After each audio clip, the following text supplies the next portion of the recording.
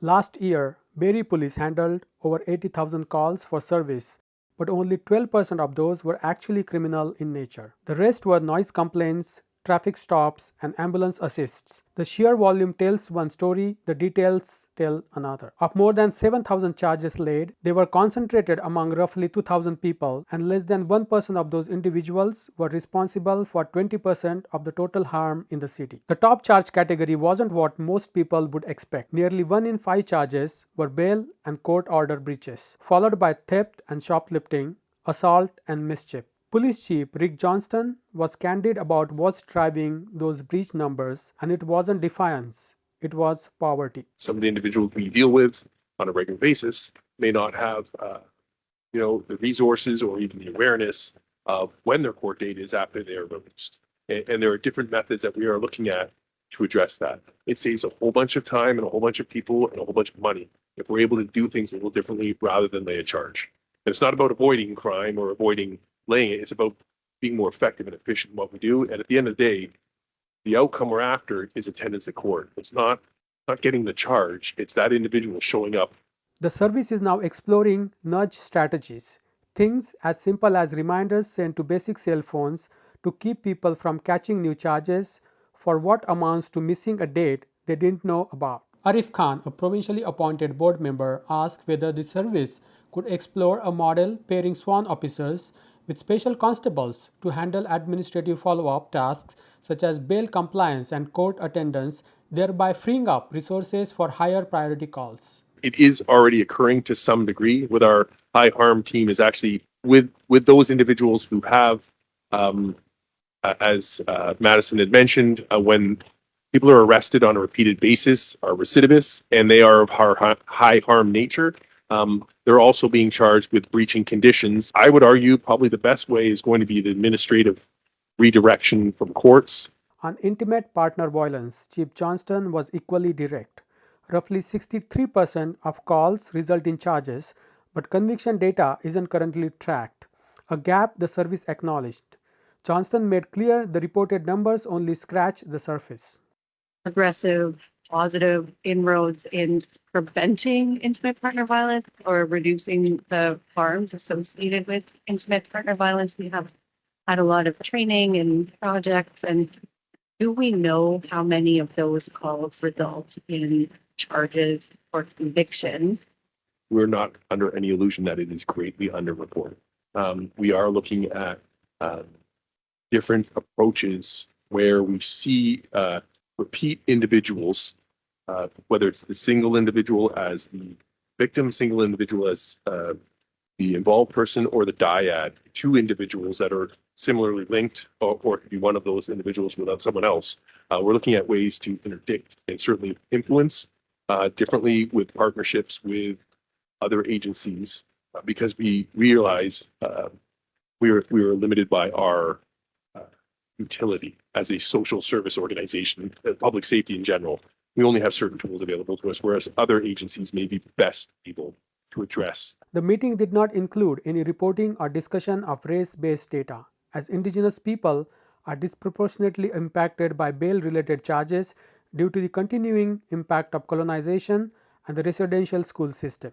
We asked the police department why race-based data is not tracked. This is their response.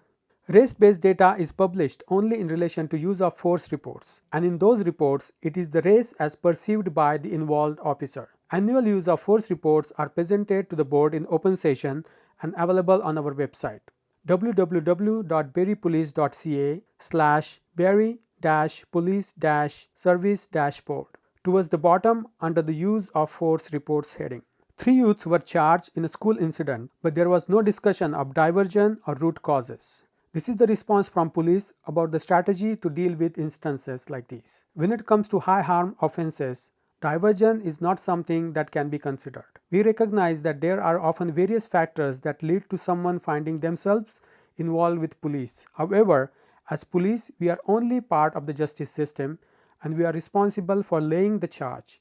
It is up to the courts to determine whether there are other factors that should be taken into consideration. In general, officers may take situational factors into account for individuals of any age, But diversion is considered when the offense is minor or low harm and if it is a first time offender. Given the fact that those charged were youths and because it remains an ongoing investigation, we are not able to provide additional information on this specific incident. In the past, we have raised specific incidents where members of the minority communities in Barrie have been targeted, including threats of violence and burning of a garage belonging to an Indian family, and a message saying "Go home" that was written. The incident happened in around May 2024, and soon after, we reached out to the police department and Chief Johnston for a response. However, we finally heard back last month, almost 2 years after the incident, and this was the response. You reference one specific incident which involved a fire, and while for privacy reason I can't speak to the details,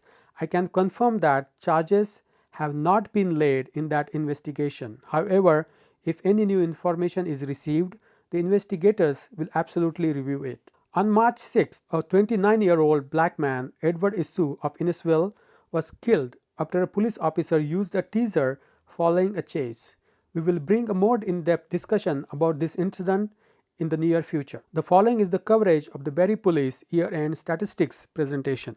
As you're well aware, as the board's asked for, and we have sought to provide as great as transparency as possible, certainly to the board, but also to our broader community when they understand in terms of how this organization is performing, not simply on volume, but certainly with the complexity of measuring crime. We've gone out of our way to look at the research around the best ways to explain and to measure how we are doing what we are doing.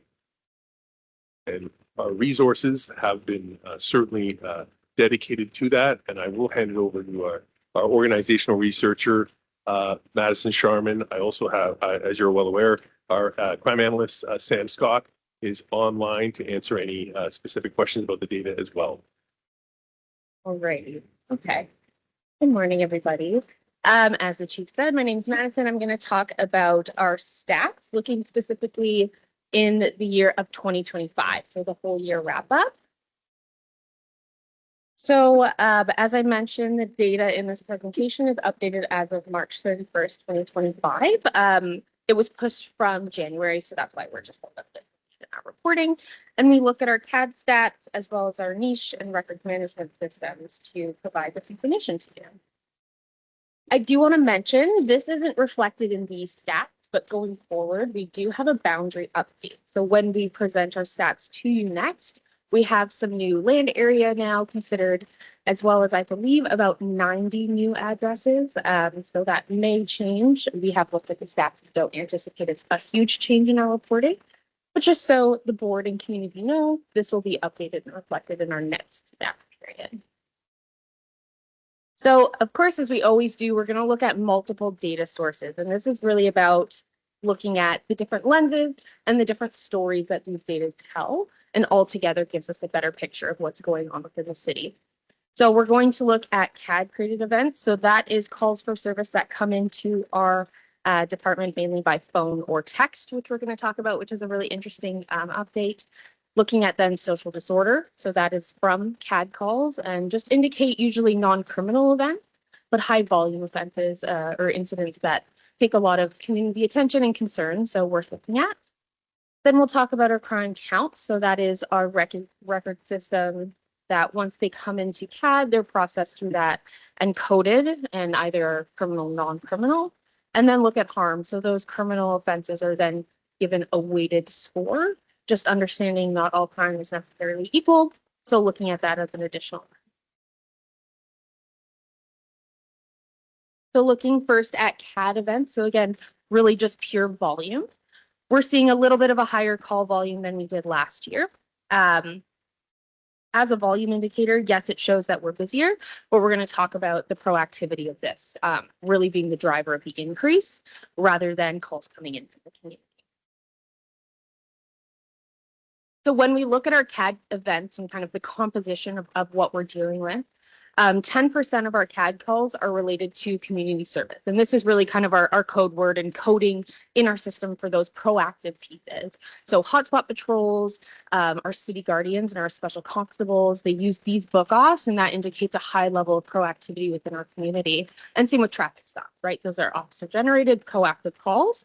Then when we go down the list, we look at social disorder indicators in the yellow. So again, those are those calls that take a lot of time and volume, often are non-criminal in nature when they conclude. So looking at things like police assistance, unwanted person, ambulance assist, and suspicious person.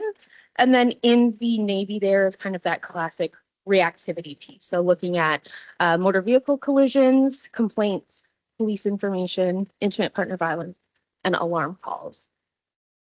So I do want to kind of go a blast to the past. So September 2024, this is our CAD composition from 2024. So like I just said, community services is now taking up 10% of our calls for service of that proactivity, whereas September 2024, we were looking at 3.7%.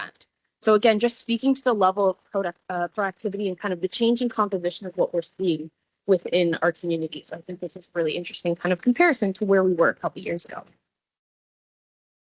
When we look at the officer generated calls, again, that proactivity piece, we're seeing nearly a quarter of our calls are officer generated. So traffic stops, but also they're going around the community marking themselves off on a hotspot or see something a little bit fishy that they want to check out later. So there's a large level of that officer proactivity work. And again, when it comes to our frontline officer response, this is also changing. We're seeing a lot more frontline officer time spent on calls. And when digging into this a little bit further, interestingly, this is actually not related to proactivity at all. So what we see is police assistance taking up the largest volume of our hours, as well as mental health calls, motor vehicle accidents, and intimate partner violence.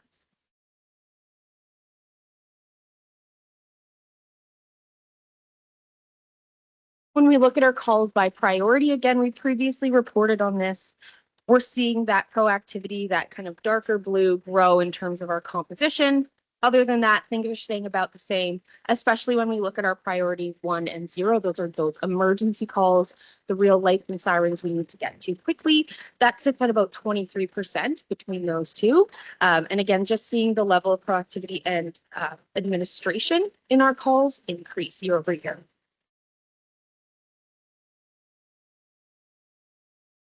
And this is really interesting because I want to talk about the different levels of frontline responses. So we talk a lot about officer time, but I also want to look at, out of those 80,000 or so calls for service, we see about 57% handled by our officers, but 43% this year handled by communications, the triaging they do. So directing to a better resource or being able to de-escalate and give advice over the phone. So I think it's really important to understand there's kind of layers to a frontline response, and really giving credit, because without the communicators being able to triage that would mean officers would need to handle 100% of these, right? So that good work there. And also just some communication highlights, right? So as an analyst, really speaking to the data, but then reaching out to our units to see, from their perspective in 2025, what are some quantitative wins as well. So here we have the rapid adoption of text to 911. This is really interesting. We've seen a 200% nearly increase in text to 911 over 2 years. So in 2023, we dealt with about 7,500 to 23,000 in 2025. So it just reflects the different way that the community is reporting to us and communicating with us, and a different resource required too in terms of communication and triaging and handling that information. The National Emergency Association has standards of 90% of 911 calls are answered in 15 seconds or less. The Barrie Police is sitting at 98.5% of emergency calls are answered in 15 seconds or less, and 95% are answered within 10 seconds or less. So again, just showing the huge amount of volume that our communicators are dealing with. And then looking at just general communication, phone in and out, handling over 200,000 calls and information that way. So also having a resource for officers to call in and ask our communicators questions. So I just wanted to highlight that as well. Now we're going to look at our crime count. So we've dealt with CAD, we've dealt with social disorder. Now we're going to look at our crime counts. This trend has remained significant over the years. We see about 12% of our occurrences being criminal, and a majority being non-criminal. I do want to kind of remind everybody the differences between those. So you would have criminal being things such as, of course, like homicide, robbery, things that result in a criminal charge. But there are a lot of non-criminal instances, those noise complaints, things like traffic stops, unwanted persons, those volume drivers, that takes up a lot of our time. So it does, and it is reflected in that composition. Also, when we look at our most common charges, we see mainly breach-related administrative justice charges as our leading.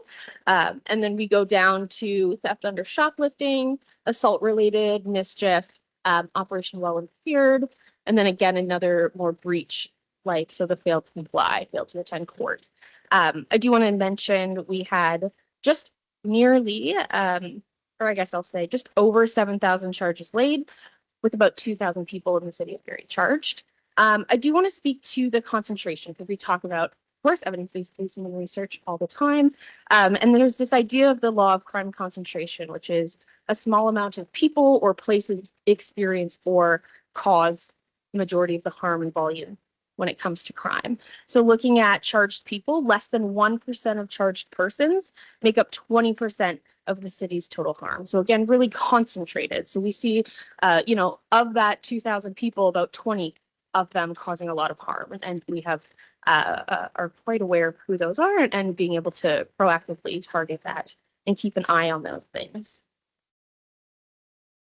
And of course, when it comes to highlighting, the multitude of units that help out across the service, I do want to mention our records and information management system. So, communicators answer the calls, officers go to the calls, records really has to code and do the administrative work to keep our data and our information all housed and nice and clean so that we can operate effectively. So I just want to shout them out as well. They entered over 91,000 reports into our records management system this year, 14,000 record checks, right? So a lot of work behind the scenes on that as well. So we've covered crime counts, CAD, social disorder. Now we're going to jump into harm. So once we have our criminal occurrences, those crimes are assigned weights, and this comes out of the Crime Severity Index, which is managed by Stats Canada. So these are weights given to crimes. Police have no influence on the weight of these. Instead, they're determined by actual sentencing and incarceration practices across Canada. This is a free tool and is available to any police service across Canada to use. So according to research, we have our harm, but altogether, when all the buckets are together, it's a little bit noisy. So what we need to do is break them up into different categories to really see the benefits. So we have community reported harm.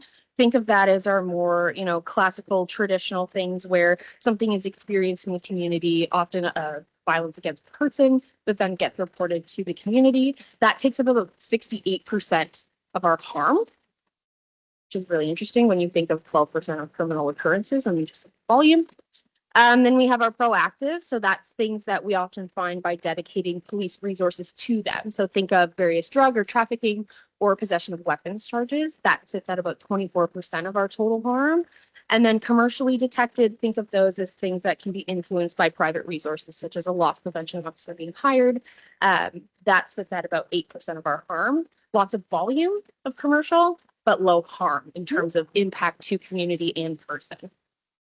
So when we look at our harm scores, again, looking at the total harm is a little noisy. However, it is low for this year compared to 2024 and 2023. Oh, of course.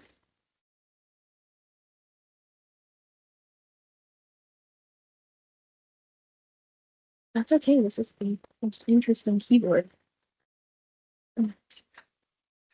Okay, perfect. So like I said, when you look at total harm, it's a little bit noisy, but just to show in comparison, we are a lower harm in total than we were the last 2 years.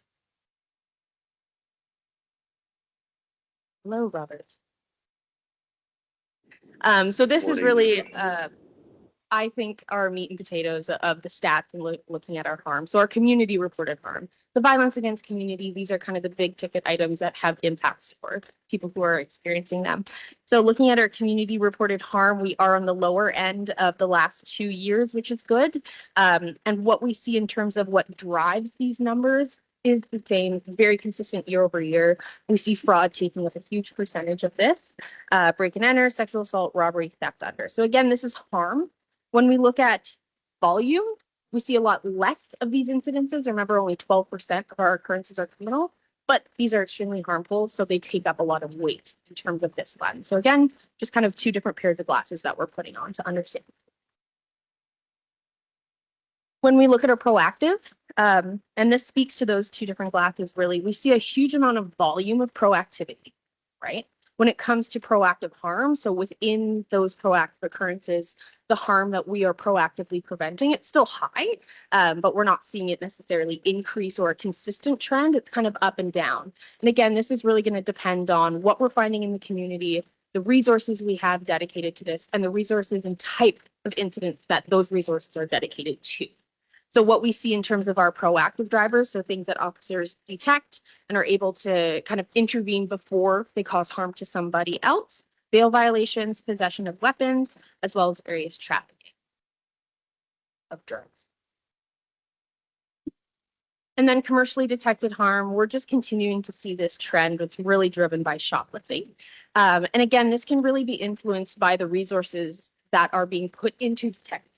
So it could be there's more reporting. It could be there's more shoplifting. It could be just kind of an indicator of an economic climate. It is very up and down in terms of the causes of it, and this is why we break it out. But we do know it is increasing. We're consistently seeing a large amount of volume in terms of shoplifting and commercial theft. And I do want to talk about, remind the board and the public of the different priorities. I maybe shouldn't say conflicting, but different priorities, right? When it comes to policing and police resources and the lens that you're wearing, right? When it comes to harmed drivers, we have those criminal events. And when it comes to those volume drivers, we're really seeing more so that's social disorder. So these cause or require different police resources, different thinking, different approaches, maybe even non-police resources in comparison or in collaboration. So just keeping that in mind in terms of, different kind of lenses and experiences going on from the community. When we look at our harm map, we have, again, CAD, volume, crime count, so where are the crimes happening, and harm, where is the harm happening. So we see different resources required in each, but also we see a different lens of the city depending on the map we're looking at. So by considering them all together, we're able to effectively deploy resources, working kind of in a smarter way. When we look at our harm year over year, we do have consistent harm spots. That's what we proactively target, and we'll talk about our hexagon deployment, but that's what we proactively target. The tallest towers are the most harmful events. Those are often one-offs, things that nobody really saw coming. We do see those change year over year. Those aren't things that we can predict, and they're also not consistent. So we do see kind of tall towers jump around the city year over year, but knowing that the ones that are at least consistent and persistent harm, we monitor, and that's what we proactively target. As we mentioned, and I believe we presented to the board last year, we shifted away from looking specifically at addresses and more so at these like micro locations. So we've called it our hexagon deployment, where we've overlaid this kind of hexagonal mapping across the city and are able to look at harm and volume, but really our focus here is looking at harm and where it's happening across the city, when, and then really interestingly in kind of our new approach in terms of hot projects, and we'll speak to this, is why. Why is this harm happening across the city and in those areas that are experiencing persistent? So what we've done is look at different sizes depending on the area in the city. So downtown has a much different population, geographic structure, density area. So what we've done is use smaller hexagons, so even micro targets downtown, because it's a different part of our community as opposed to more of the suburban pieces where you have much better sight lines and visibility because it's spread out. You're not dealing with a concentration of tall towers, for example. So those are at 300-meter hexagons, where downtown is at 100-meter hexagons. However, when we overlay the 300 hexagons across the entire city, we see that 20% of harm happens in less than 1% of those micro locations. Actually, less than half of 1% of those micro locations. So again, really speaking to that crime concentration. It happens in a small amount of area with a small level of people that we are able to consistently monitor. So selecting these areas really is a balance between data and operations. So as I mentioned, those really tall towers, for example, where one thing happened we didn't see coming that was extremely insulated and targeted, it's not responsible for us to use police resources to continue to monitor that because we know that the threat of continued harm in that location is next to near zero. So what we do instead is we look at those areas of consistent harm, what is happening time over time, and why is it happening. So we've done that with our hexagon monitoring. So using these micro locations, what we found is some of our harm spots from previous stayed the same. They ended up in a micro location. Does that make sense? But we've also identified a couple new ones. So I do want to mention the areas that have stayed consistent, those kind of traditional harm spots that have also migrated over to this project, are experiencing the same level of proactivity. They're not dropping off, they're not needing more attention. We're consistently targeting them. In the new areas identified, we've seen a 7% increase in proactivity compared to last year. So again, our officers are taking this information in. We're increasing our proactivity in those levels, which is really, really important. I do want to talk about as well in terms of downtown specifically. We've looked and saw a 13% reduction in community reported harm.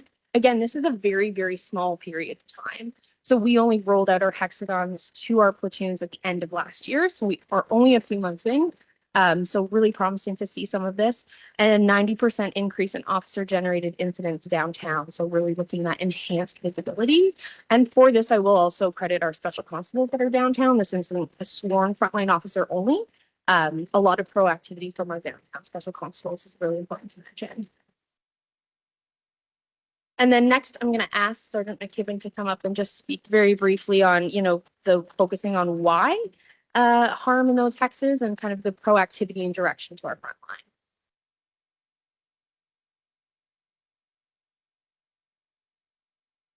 Good morning. I'm going to keep this very high level, kind of use this time to create a bit of a teaser because full disclosure, I'm actually hoping for the frontline member who is responsible for this project specifically and or for staff sergeant to come to the board meeting to present on the details about their deployment strategies and kind of the results that we're seeing.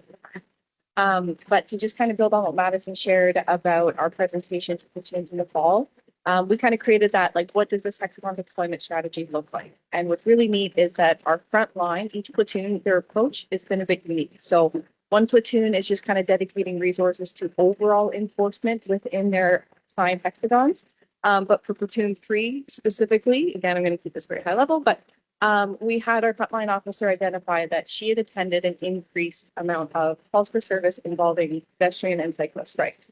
So the ask goes into our wonderful crime analyst, Sam, who sure enough pulls the statistics, and it reveals that since 2023, we've actually experienced a 25% increase in that type of call for service.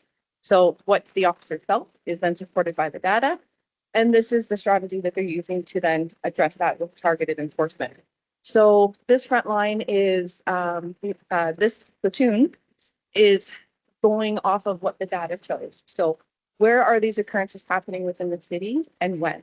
So we are going to have an increased police presence. There is going to be that targeted enforcement based on where this harm is occurring. So we recognize that results are not going to come overnight. And sometimes the season kind of dictates as to what those influences are. We have our wonderful snowbanks that are taller than most men right now, but in the summertime, it's different because we have more foot traffic. So we're just going to have to be aware of the when and the where because we want to essentially address the harm. So we're hoping that in the coming seasons, we'll be able to show you that decrease in harm by the added police presence. So I'll leave it there for future discussion on this specifically. But overall, I think this deployment strategy is going to provide you with a lot of really wonderful examples of what proactive policing can look like.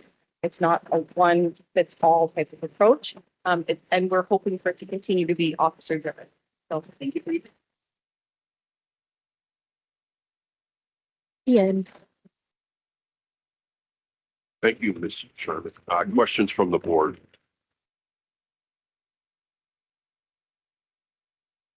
I've got a few. In terms of the community service, the substantial increase, are we able to attribute that our lot related to our downtown initiative? proactively? I would say yes. I know Sam's on the call and could probably speak a little bit more. When it comes to the hotspot policing and in the community response in our CAD data, it's community services, specifically hotspot patrol. And that's really been the driver. And I think, yes, the special constables downtown have been a huge driver of this, especially that 90% increase of visibility downtown. But Sam, did you want to add anything else to that? No, I completely agree with what you're saying. Our special constables downtown and the Guardians, especially over the summer months, have done a lot of work down there, a lot of great work, and it's evident through the data as well.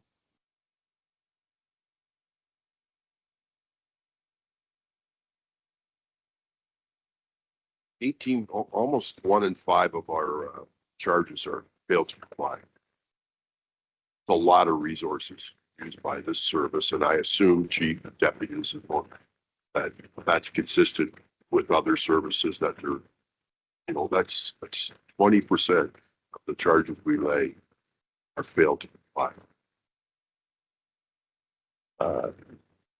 Yes, Chair. Administration charges like that, though, are, and that is a fair observation, and we look at that as an opportunity, quite honestly, because that is ripe for approaching it differently. And we have looked at our courts personnel, and they've undertaken a number of projects in an attempt to simply fail to attend court is an obvious one.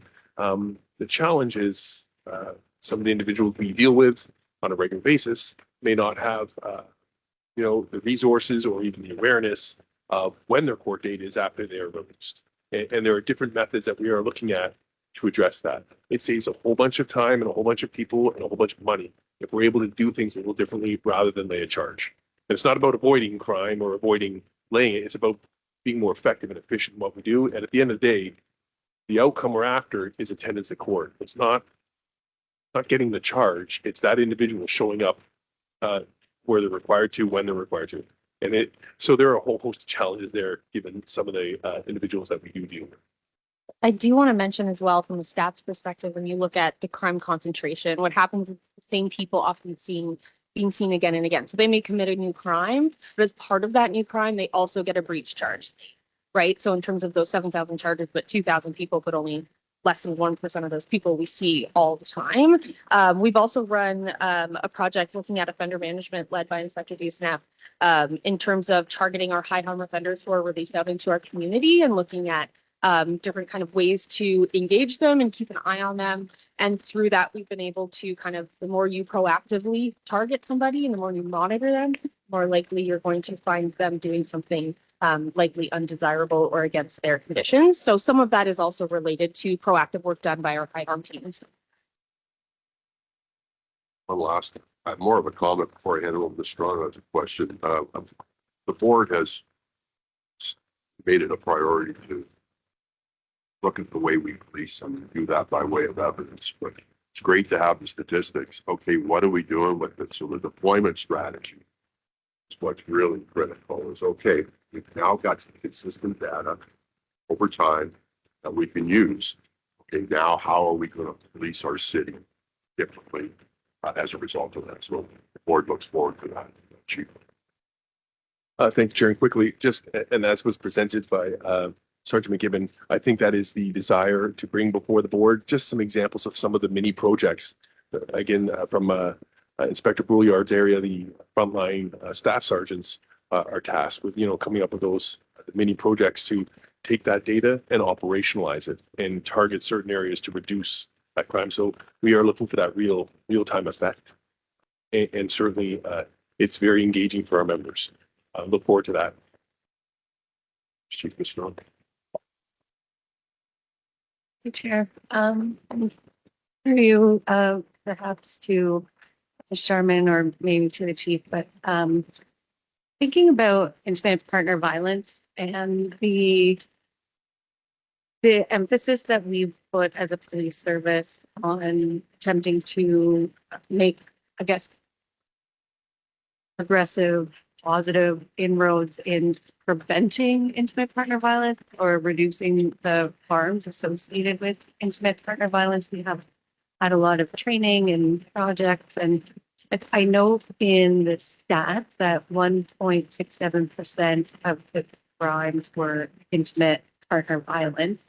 And I just have a few questions around that. Like, do we know how many of those calls result in charges or convictions? And then my second follow-up to that is, do we like keep these households or individuals as part of the high farm proactive check-in group so that we're doing our best to assist people who are victims of intimate partner violence and hopefully to help provide them with resources so that we're helping people move out of that situation?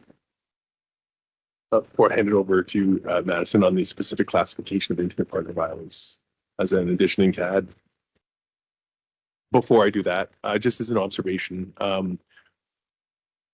much like sexual assault we're not under any illusion that it is greatly underreported. These are the only that are reported. And so to pretend that this isn't occurring on a more regular basis, and certainly with response to those calls in general, we are looking at different approaches where we see repeat individuals, whether it's the single individual as the victim, single individual as the involved person, or the dyad, two individuals that are similarly linked, or it could be one of those individuals without someone else. We're looking at ways to interdict and certainly influence differently with partnerships with other agencies, because we realize we were limited by our utility as a social service organization, public safety in general. We only have certain tools available to us, whereas other agencies may be best able to address victim needs, and so we are exploring that. But with respect to the classification, Yeah, so previously it was coded as domestic dispute in our data. 2025 was the first year we implemented the intimate partner violence wording. So it's just a kind of a new word for what was traditionally coded as domestic dispute. Sam and I pulled the data in terms of the ones that resulted in criminal charges. I'm going to say this is by memory, and I can provide the board a better update. I believe it was about 63% resulted in criminal charges, but we also have mandatory charging for intimate partner violence. So it is kind of it's just a really complex incident as well. For convictions, right now we actually haven't looked into that. We're not sure that data sits with our courts, and I think we need to work on our information pass back a little bit better to strengthen that. And intimate partner violence is an extremely hard thing to prevent, because when we look at our proactivity, a lot of research talks about what crime happens outside and inside, kind of the idea of the behind closed doors. So if we're parked on a busy street, it isn't necessarily going to deter somebody from doing something indoors. So that's a very, very complex occurrence and incident and societal problem that we're working through that takes a little bit more than just kind of the visibility that we've worked towards. Follow up to that, and Chief, you mentioned it, that this type of crime is underreported. And I wonder if we track calls for service that maybe aren't specifically like called in as intimate partner violence, but then when our officers get there, we see that maybe that's an underlying factor, or somebody called in for like disturbance, but there's something else happening. Like, is there a way that we try to track that and assist those individuals so that to help them when they're ready to report that they have trusting relationships with us? Or is there anything that we can do to help increase, I guess, the number of charges that we can lay here so that we can just have a positive impact in the area? through you, Chair, so I can answer the first part of that question quite easily, because it's an easier part of the question to answer. With respect to calls coming in, they come in, many can be a 911 hang up, like a volume type call comes in, but when our officers arrive, to be recoded. And that's what Sam, our crime analyst, Sam, then pull the data at the end. What it's coded at is finally coded at versus what it initially came in. With respect to the second part of that, appreciating this is the complexity of crime, and I'm not going to get on the soapbox. The challenge we have is if we came in here and intimate partner violence reporting went through the roof. I would recognize part of our community would be like, what are you folks in the blue uniforms with the patch? What's happened? Why aren't you doing it? But if that's as a result of people wanting to come forward because they realize perhaps the system has altered and it's more effective for a whole host of reasons, we're just part of the justice system, that's not a bad thing. Just we're seeing what's actually occurring behind closed doors that we don't know, but through the general social survey, through Statistic Canada, we know is occurring. It's just not being reported. I don't know if there's a better way forward. We are looking at working with some social service partners in far more innovative ways to try and encourage people to come forward and to address them. The real measure of outcome here is when the general social survey is reporting that less of it's occurring in the first place. But Yeah, I was going to say we're working with Inspector Gates on looking at kind of exactly some of those questions she asked of our unit, and we've been able to dig into that information, as well as projects kind of examining mandatory charge and what may be a better approach. So there's a lot of kind of behind the scenes work that's happening both through operations and data analysis that's looking at this. Mr. Khan, I see you have a question.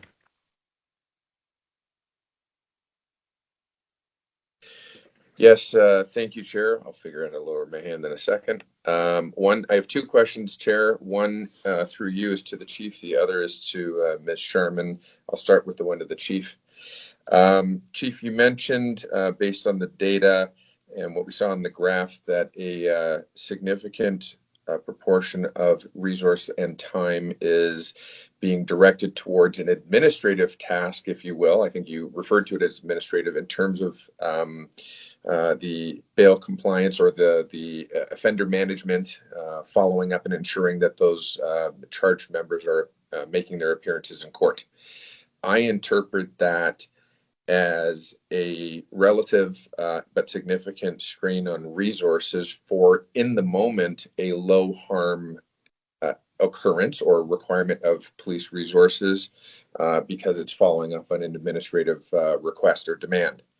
My question is, in light of the success that we've had in the downtown with the Guardian program and the special constables, et cetera, is there an opportunity for the service to explore a similar model whereby there is a sworn officer matched with this a group of special constables to address that sort of that list, that run sheet of following up with these offenders, thereby releasing some resources to pursue other higher harm or critical nature calls? To you, Chair, thank you for the question. So it's sort of, to be transparent, it is already occurring to some degree with our high harm team, is actually with those individuals who have, as Madison had mentioned, when people are arrested on a repeated basis, are recidivists, and they are of high harm nature, they're also being charged with breaching conditions. As you can imagine, some individuals we deal with on a regular basis commit further criminal acts, and as part of that arrest are also charged with the breaches.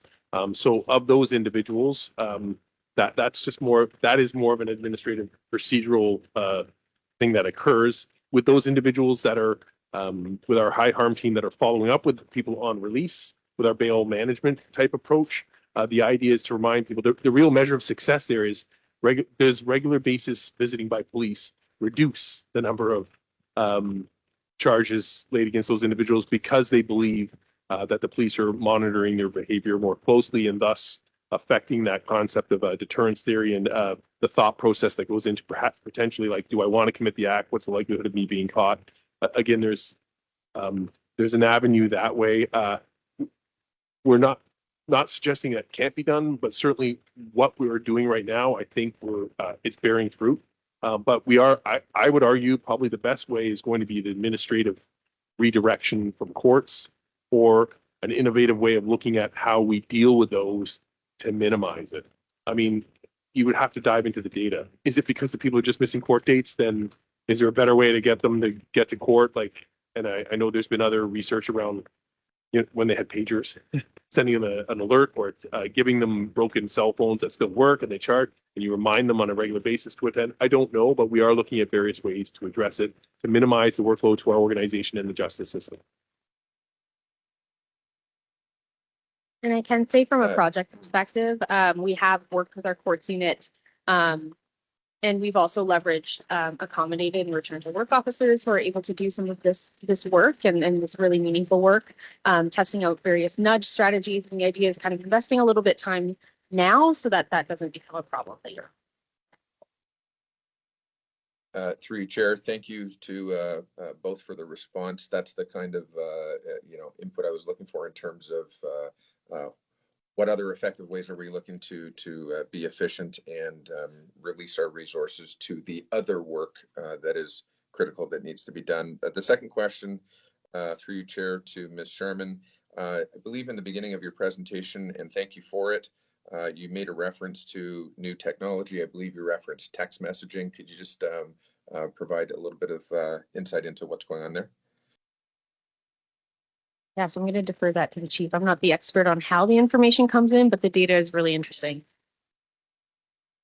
Through you, Chair. Yeah, that's from the communication side, and people, as you can imagine, modes of communication and I don't want to make any sweeping generalizations, but generations may alter or change in how people choose to communicate. And texting has become very much a primary source of communication, and people can text into the Barrie Police Service, and our ability to ingest and then respond to that has been noted in the data as being as drastically increasing.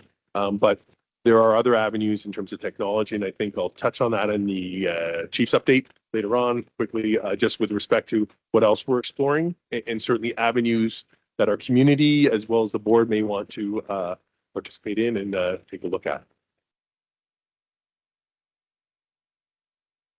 Thank you, Chief. Thank you, Madison. Once again, the board looks forward to your report, and it generates a lot of discussion. I think it's a very important discussion, how we police the city. So thanks again for your presentation. Thank you. There were 4 items in today's consent agenda: secondary employment, time and attendance, human resources, and public complaints. Does any member of the board have any questions or want any of those items pulled? Mr. Khan. Chair, if it's okay, I just have a comment, and that is just really an applause to the organization for following through on the board's expressed interest in member wellness. And I noted in one of the graphs a very, I don't want to use the word positive because mathematically that would be negative, but encouraging result regarding post-traumatic stress. I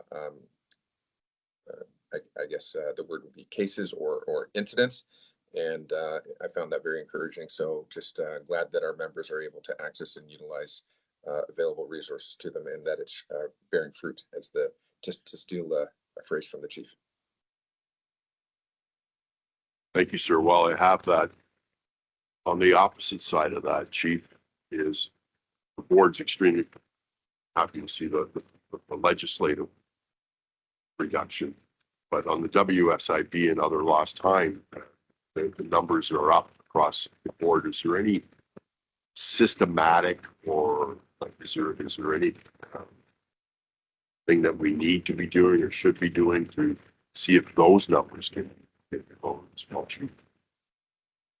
I'm going to actually have the chart manager, Mr. Bound, address that if I could. But I will say, with any organization that is, if we are a people-driven organization, there will be fluctuations, and we have done, at the board's direction, focus on wellness. And so, and we've been very fortunate in terms of its effect. I think the challenge we have is any alteration, even minor fluctuations, appear quite drastic because we are very fortunate. And Mr. Brown may echo that or provide more color to it or light, please. Thank you, Chief. Chair, in response to your question, so thank you for being a numbers guy and noticing this. What this comes down to basically is 4 claims for physical injury. 2 of those claims are historic. They involve a hip replacement and a full knee replacement resulting from an injury sustained on a call for service a number of years ago. Alternate methods such as physiotherapy, et cetera, did not work for those. So because the member went off to have that and undertake that surgical procedure, they became lost time. In addition to that, we had 2 other claims. So we're talking about a total of 4 claims that are spiking that number with respect to a torn shoulder and a torn knee. And as a result of that, again, there was some lost time. Our physical injuries in terms of WSIB are historically very, very low. So you're seeing that spike in those numbers based on those 4 claims alone. They're not anything that we're concerned about at this point, and full recovery and return to work is 100% expected from all 4 of those members. Thank you. I hadn't asked the question, but I was hoping that was going to be the answer. That there is a need for more resources from allocated or deal with wellness. So I appreciate that. Any other questions on the consent items? A motion to approve those? Scott? John? Those in favor? Thank you. Over to you, Deputy, for an update on the false alarm service provided on charges. Thank you. Thank you, Chair. Barrie Police Service, we currently have a false alarm policy in place. A fee of $180 is charged to the Central Monitoring Agency for every dispatch alarm that's deemed to be false, and $120 is charged for every dispatch alarm that is canceled prior to an officer's arrival. We've had this program in place since I was in operations, so that would be 2019. The numbers we're looking at, 5-year average, we average about 1,300 alarm calls a year. Of those, approximately 97% are false. So it's something we looked at other services, and a number of services, about half a dozen, have what's called a verified alarm response program. And basically, what it is a checklist that our provides to our communications to go through with the alarm monitoring company, that they will verify through a verified response, an audio signal, video signal, on-scene witnesses, or multiple alarm activation points prior to a dispatch. Now, this doesn't affect panic, hold up, or duress alarms. Officers will be dispatched to those in short order for that. What we're trying to do is limit the amount of officer time, and I'm going to use the term wasted because that's what it is, attending false alarms. So alarm monitoring companies have a number of clients. Obviously, those clients all pay the alarm company to monitor their alarms. We become the de facto uniform response on behalf of the alarm company.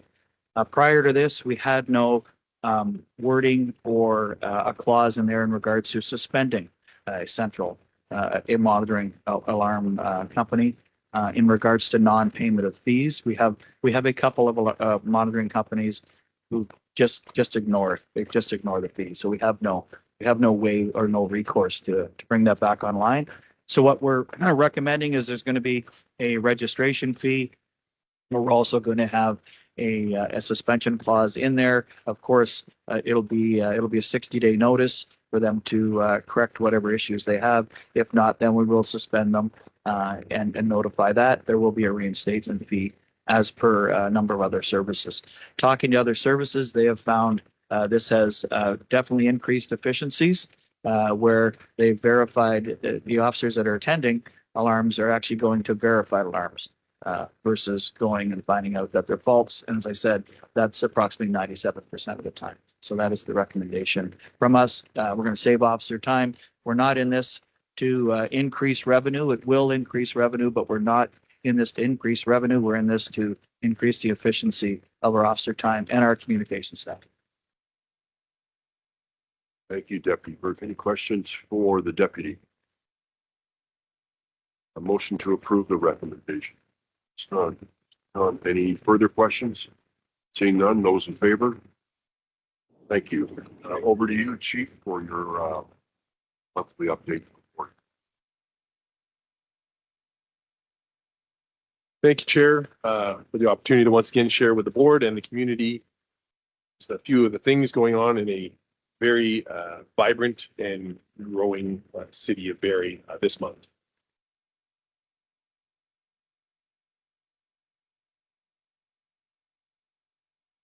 January 21st was the annual Bell Let's Talk Day.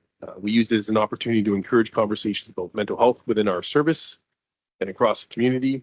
Several of our members took part in a video to highlight our crisis intervention training, mobile crisis response team, and community alternate response team, and to acknowledge that mental health challenges can affect everyone. This February, Barrie Police is once again assisting with the Show the Love campaign in partnership with CFS Counseling and Wellbeing, organized this year by Special Constable Kristen Drury. The campaign collects Valentines and messages of friendship and distributes them to older adults in long-term care and retirement homes. On February 7th and 8th, members of the Community Safety and Wellbeing team and auxiliary officers braved very frigid temperatures to celebrate winter at Barrie's Winterfest. Despite the cold, our team made the best of the sunny day and the wonderful event. A couple of remarks, just and observations about our meetings and partnerships within our community. January 27th, we met with representatives from the Simcoe County District School Board and our policing partners from the region. January 29th, Deputy Burke and Staff Sergeant Aaron Gersma attended the annual Mayor's Luncheon. February 6th, we met with Dr. Rose Ricciardelli to plan and discuss and plan for the upcoming micro research course to be hosted at the Barrie Police Service. February 9th to the 13th, Barrie Police hosted the Incident Command Level 200 course, and that is for our members. It is a CSPA requirement, and it was well received, and we are looking in the fall, with our fingers crossed, hopefully for a 300 level course. Again, requirements under the CSPA that we are focused on achieving and are mandated to complete. February 17th, members attended the OACP Zone 3 meeting for updates around the region. And February 17th, we attended the Gilbert Center to meet with staff and have a tour, and again, to foster relationships with different social services and organizations around our community.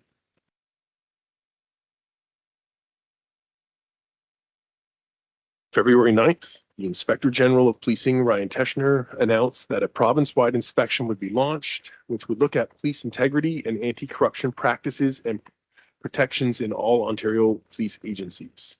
There are 5 areas that the inspectorate will be addressing.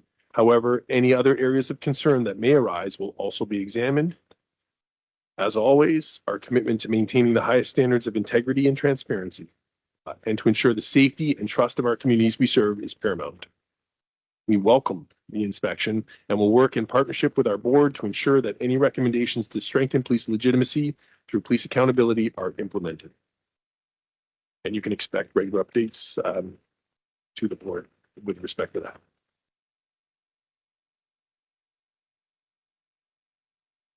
On February 2nd, Barrie Police responded to the Maple Ridge High School. Barrie Police have charged 3 youths, aged 15, 16, and 17, in connection with an armed robbery reported at the secondary school located on Prince William Way. Barrie Police understand that this event may cause concern within the community, especially given the shooting that took place in British Columbia earlier in the month. We want to assure the public there's no ongoing safety threat. Our officers remain committed to ensuring the safety and security of all students and staff. We thank the school community and parents for their cooperation and support during this investigation. Barrie police officers responded to a 2-vehicle collision involving a pickup truck in an intersection of Dunlop Street and Cedar Point Drive on Tuesday, February 3rd, shortly after 5:19 in the morning. The driver of the passenger vehicle, a 21-year-old male from London, sustained serious but non-life-threatening injuries and was transported to a local hospital by paramedics. He was later released. The driver of the pickup truck, a Barrie man, 41, was uninjured. Barrie Police thank motorists for their patience and cooperation during the closures, which caused significant traffic delays across the west end of the city. We also want to remind drivers of the safety of our officers. At a collision scene, it is crucial to avoid the area. During this investigation, several vehicles dangerously bypassed police cruisers that were attempting to manage the scene, as well as to deal with the accident, situated to block access path through, and people chose to ignore that. On February 5th, on February 4th, police were called to after two vehicle owners discovered devices attached under the hood in an area easily accessed from the outside of their vehicle near the windshield. The vehicles involved were newer model Toyota vehicles, specifically a Toyota Tundra and a Toyota Highlander. Both vehicle owners reported receiving repeated notifications on their mobile devices indicating a tracking device was nearby. However, it is important to note that not all cell phones will trigger a notification of this sort, and vehicle owners shouldn't rely solely on phone alerts to detect the tracker. Vehicle owners are encouraged to check their vehicles, particularly newer models, for anything unusual.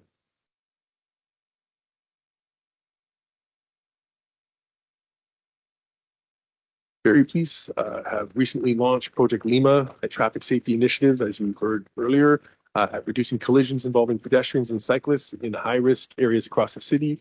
This effort responds to recent incidents and addresses the increased challenges posed by winter conditions such as slick roads and limited visibility at intersections, which can make navigating busy streets more hazardous. This project uses data to focus our efforts where the risk is highest. By combining enforcement with education, we're working to improve safety for everyone who uses our roads, particularly pedestrians and cyclists. This initiative reflects a proactive approach to road safety with an emphasis on prevention and shared responsibility. And we are quite excited to see how that works out. And lastly, some upcoming events. February 22nd, the Polar Plunge for Special Olympics. Exciting times. I know the deputy will be taking my place. I am unavailable, and I do apologize. I am at a CACP meeting, but the deputy has willingly stepped forward, as has Inspector Moore, and we're very excited for them to jump into warm water. February 25th is Pink Shirt Day. February 28th, members of the Barrie Police Service will be taking part in the coldest night of the year walk in support of Youth Haven. March is Fraud Prevention Month. I can take you back to our statistics. That is one of our most voluminous charges and high harm charges. So folks, if it's too good to be true, it probably is. And I look forward to inviting further events in March as well. And we will be notifying the community via social media and traditional media sources with respect to upcoming events as well. Back to you, Chair. Thank you, Chief. Any questions for the Chief? Thank you, Chief. And thank you, Sergeant Cuban, earlier for the information about Project Lima. And my question is, at the meetings that we have with the City of Barrie, have we engaged with the City of Barrie and their traffic department to see how they can also help us proactively to create safer intersections in particular? And like one of the things I'm thinking of is that like Bayfield and Wellington, there's traffic lights there and there's walk signals. But if you don't press the button, you don't get the walking person. And some drivers think that if the walking person's not there, that people can't walk and they like make left-hand turns into people. So are there ways that we can enhance the systems or just work with the city to use the tool that we already have to ensure that pedestrian safety is prioritized? To you, Chair. Thank you.